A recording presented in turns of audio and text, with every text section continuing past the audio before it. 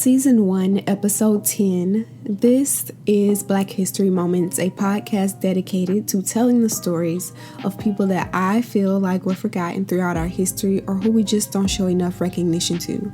This episode is dedicated to and covering the iconic, the legendary Marsha P. Johnson. This episode was inspired to cover her because her birthday was recently. Her birthday was actually August 24th, and I ran across an image of her, and I was familiar with her story already, but I revisited a documentary about her that I had watched a while ago, so I wanted to watch it with fresh eyes. And when I watched it again, I was just thinking, okay, we have to cover Marsha this week. It is her birthday week, and what better way to pay homage to her rather than a new podcast episode. So there is a quote by Susan Stryker, who is an associate professor of gender and women's studies at the University of Arizona, and the quote says, "Marsha P. Johnson could be perceived as the most marginalized of people: Black, queer, gender non-conforming, poor. You might expect a person in such a position to be fragile, brutalized, beaten down. Instead, Marsha had this capacity to find joy in a world of suffering. She channeled it into political action and did it with a kind of fierceness, grace, and whimsy, with the loopy, absurdist reaction to it all." And I thought that it was a great quote, and I wanted to open up this podcast episode with that quote. Marsha P. Johnson's case has been cold for over 28 years, and again, what better way to pay homage to her and also bring more awareness to her case than this podcast episode? So this episode is dedicated to her.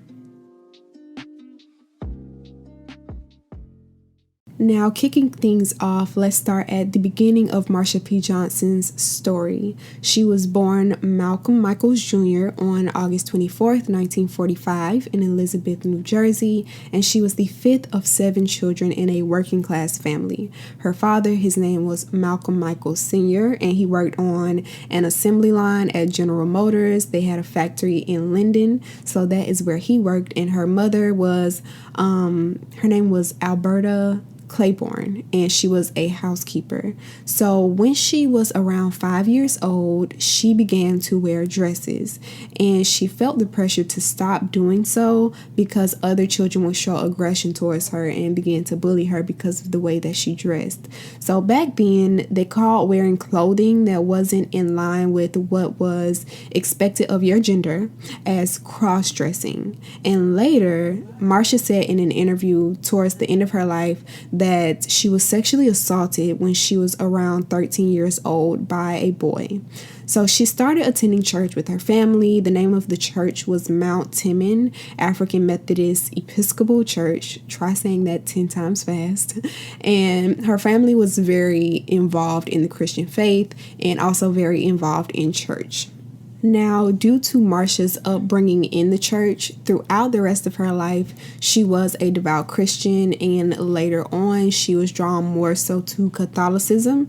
But one thing that I loved about reading Marsha's story is that she regularly visited other houses of worship for other faiths frequently. And I think that that is a good thing, because sometimes we can get so caught up in what we believe in that we begin to shun and ostracize others' beliefs, which just continues to perpetuate this cycle of my belief is better than your belief, and your belief is beneath mine. So I thought that that was a great thing for Marsha to do. Now, rewinding back to high school, Marsha graduated from Thomas A. Edison High School in 1963.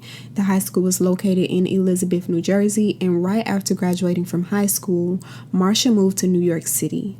Later on in life, she said that she moved there with only $15 and a bag of clothes.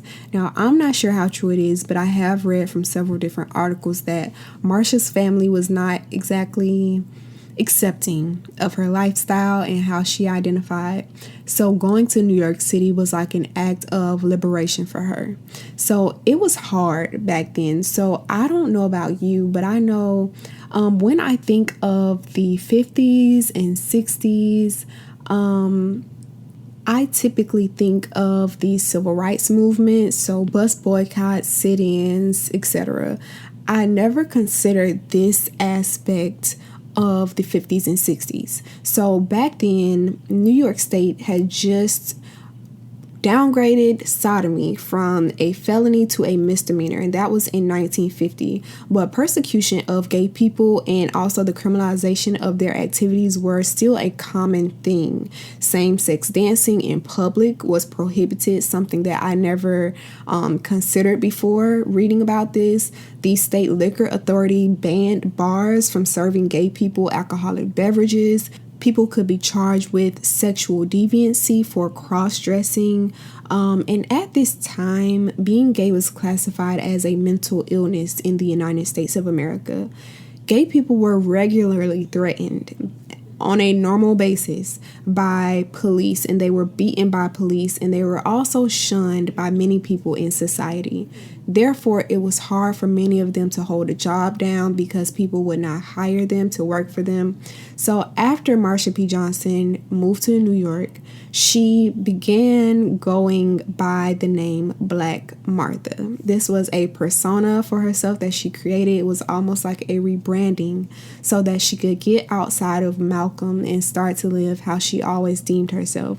So she started going by Black Marsha at first, but later on she started going by Marsha P. Johnson, and the P stood for Pay It No Mind, because when people would ask her questions about her life choices, whether it be her gender, her identity, or who she was sleeping with, she would always answer, "Pay it no mind." That would be her response to them whenever she got those questions.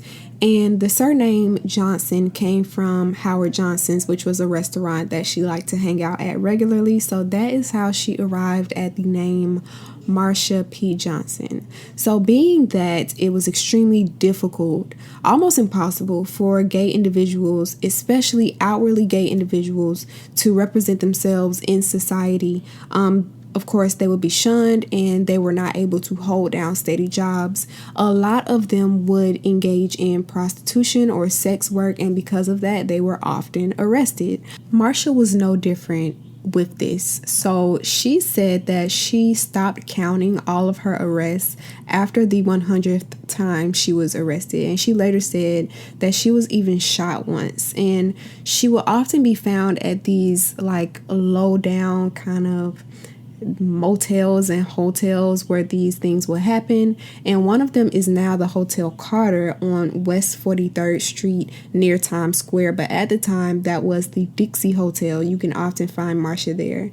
And she said in a quote once that the ones that used to make the most money was the boys that could wear their own hair with just a little bit of makeup. So here is where things pick up in our story. On June 28th, 1969, Marsha was at the Stonewall Inn, which was a bar on Christopher Street in New York City. At the time, this community, this location was the epicenter or the hub of the gay community. But that day, early morning, things turned violent, and this is where the revolution started. The police forced over 200 people out of the bar, out of the Stonewall Inn, and onto the streets. It was there that they began to use excessive violence against them. LGBTQ plus people were arrested on questionable charges. They were handcuffed and they were publicly forced into police cars right there on the street.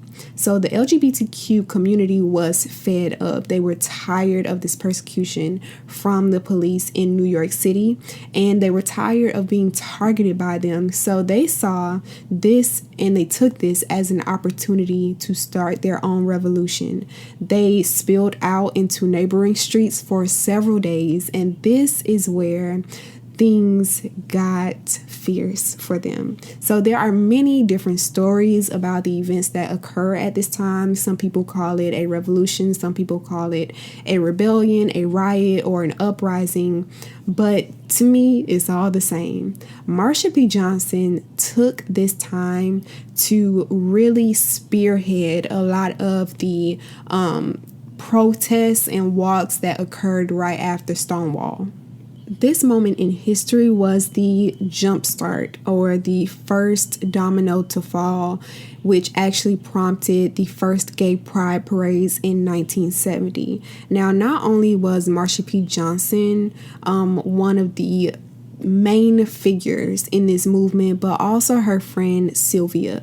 Sylvia was also a trans woman located in the same area, and Sylvia was more of the spokesperson. So Marsha was like the sun and Sylvia was like the rain and thunder. Sylvia brought everything that she had to the table along with Marsha. So they joined forces with these marches and with these protests. But unfortunately, as the movement grew, trans people and people of color were pushed to the side, although these were the same people that really sparked the movement in the first place. So instead, the faces and the leaders of the movement shifted to white men and women. And honestly, one of the saddest things that I saw while I was researching this was Sylvia's story. So the March of 1973, there was a stage where they had different speakers. Now, mind you, Sylvia and Marsha had been vocal advocates to jumpstart this entire thing.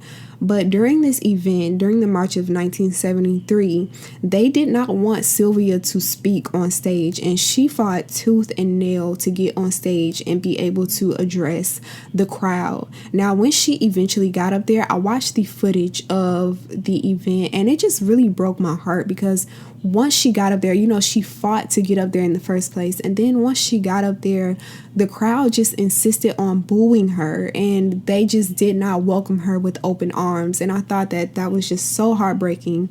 So you can, if you watch the footage, you can just see the hurt on her face because imagine you are a member of this community. Your community is supposed to accept you before anyone else does. Like, that is what you would expect, right? But that was not the case for Sylvia, and they booed her, and she was so upset that when she left that march, trigger warning, I'm going to be mentioning something coming up.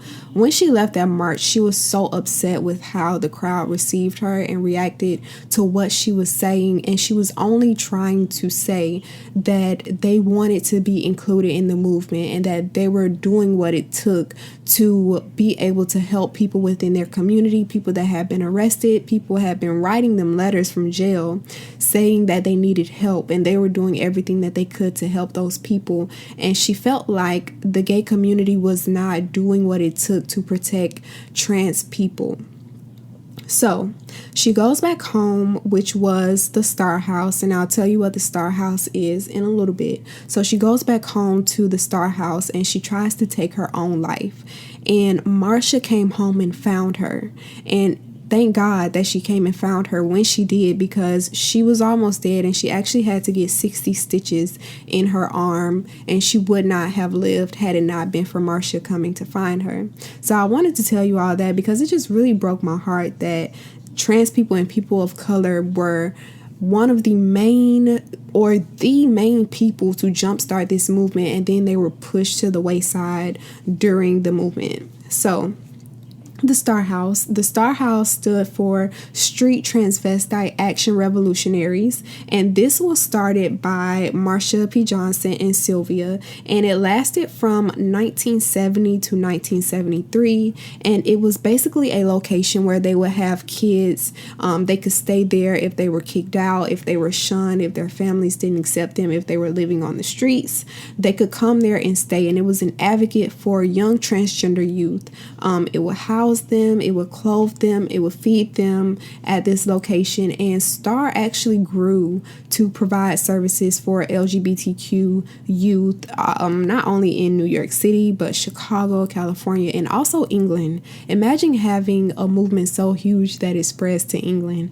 That is it warms my heart. So not only was Star providing a physical location for them to live, it also grew to be a revolutionary hub of sorts, I guess you can say. So Marsha said in a quote that The goal of hers was to see gay people liberated and free and to have equal rights that other people have in America, with her gay brothers and sisters out of jail and on the streets again. Now, she also added, in a reference to the radical politics of the time, again, the 70s was a sight to see. She said that we believe in picking up the gun, starting a revolution if necessary. Now, her fame, I guess you can say, really grew in the 70s, and she met Andy Warhol. He took Polaroids and pictures of her and actually included her in a portfolio of his in 1975. And I thought that it was interesting that I was watching an interview with her sister and her brother, and her sister and brother said that she told them that she knew Andy Warhol and they were friends, and they actually didn't believe her, just because it was kind of like, yeah, right, get out of here. So I thought that that was an interesting little tidbit for you all. Now, as the revolution progressed, Star House was disbanded in 1973. I'm actually not sure why. I couldn't find any information on that. But as the revolution progressed, Marsha P. Johnson's fame again grew and her persona grew. Now, Marsha was someone who did not shy away from clothes or dress. She was unapologetically herself, which is something that I admire. Unfortunately, a lot of other people did not think that Marsha was stable, and you can even see that today where you have free-spirited individuals who just don't care about societal norms. Some people will view that as a negative, and they think that, okay, that person is, quote, crazy or off their rocker just because they don't subscribe to what society says that they should. So this was the case for Marsha at the time, and people would say that she was crazy, and she would say in response to that I may be crazy, but that doesn't make me wrong.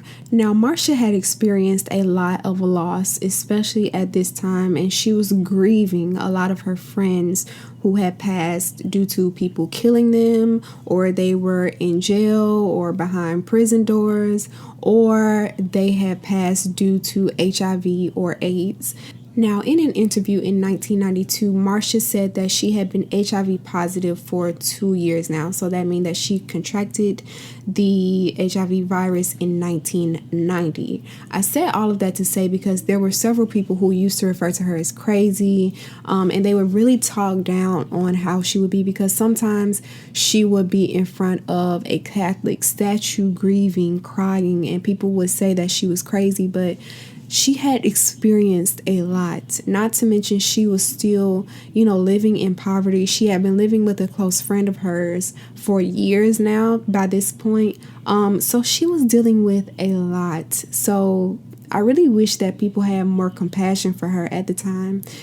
Here is where things get funky again.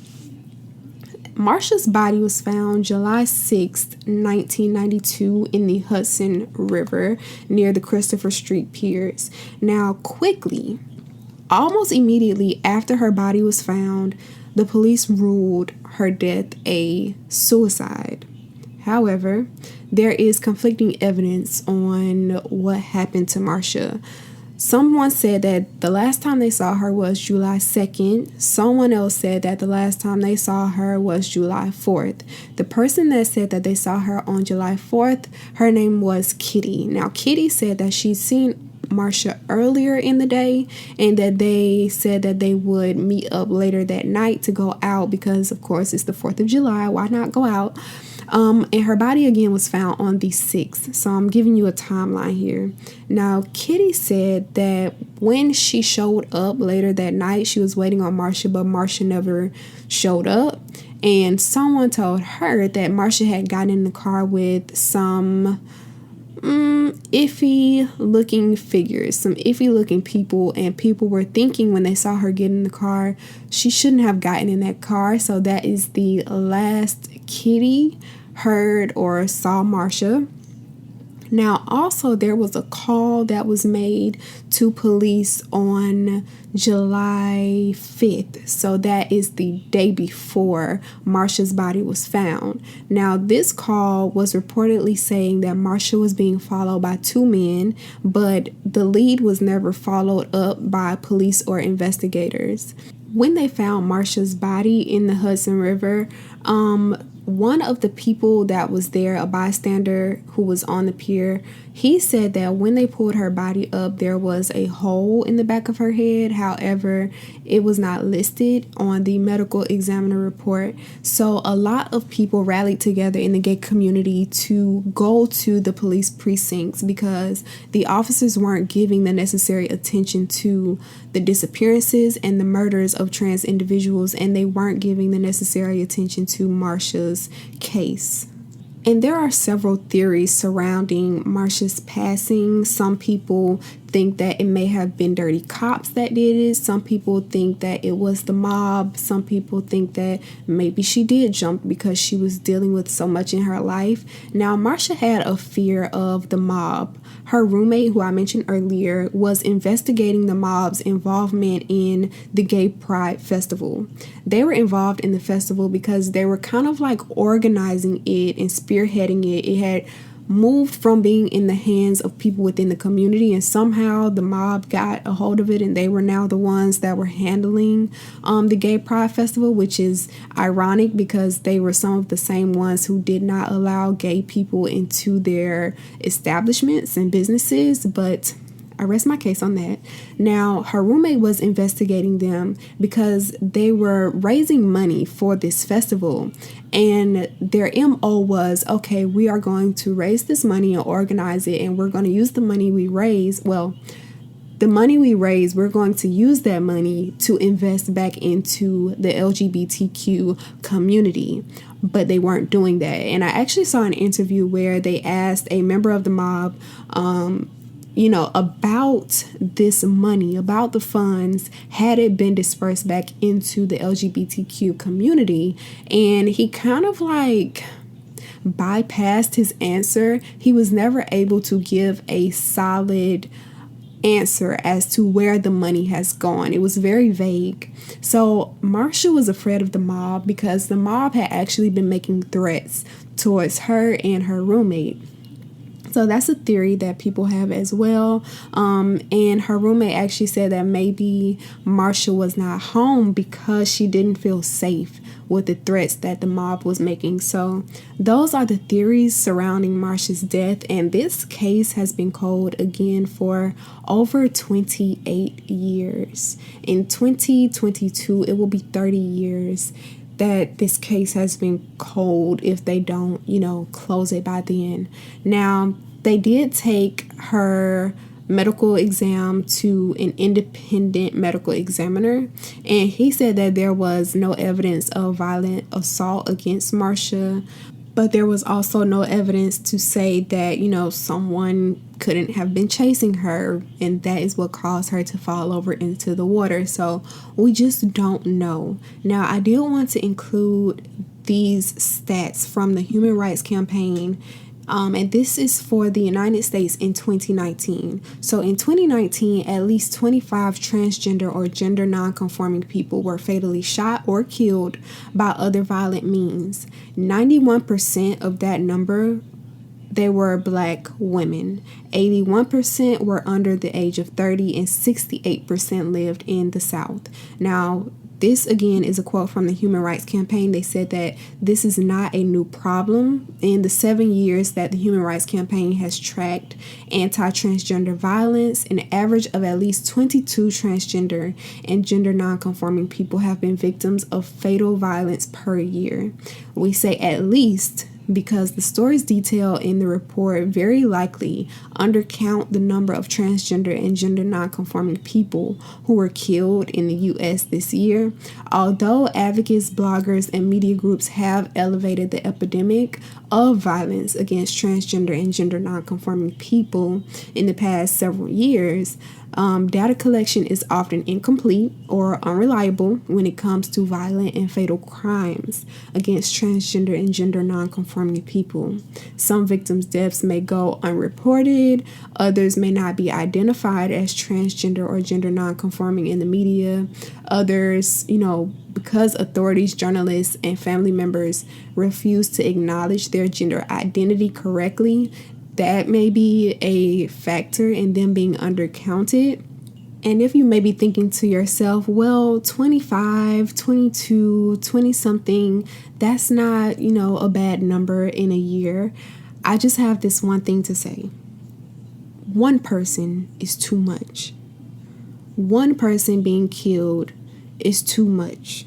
So that is why I wanted to include those stats and numbers, because even now, today, I hear stories, it seems like every week or every other week, of violence against Black transgender women. It has to stop. Now, I want to end this episode with a quote from Marsha P. Johnson that says, "As long as gay people don't have their rights all across America, there is no reason for celebration." I hope that you all learned something throughout this episode, and I also hope that you will share this episode with a friend.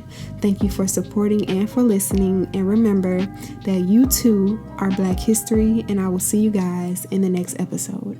Bye, guys.